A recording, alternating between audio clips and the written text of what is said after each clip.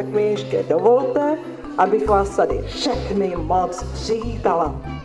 Závěrečná slavnost se v naší mateřské školce Kytička konala již druhým rokem. Vystoupil taneční kroužek, který reprezentoval školku na taneční soutěži Perníková Kopretina. Tento kroužek vede paní učitelka Lucie Tkačíková.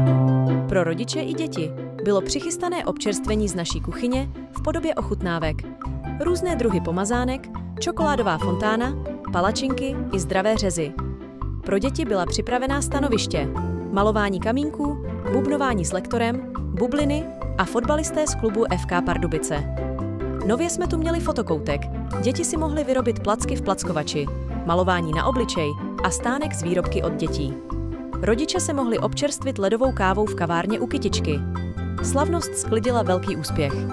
Děkujeme všem za účast, podporu a přejeme krásné prázdniny.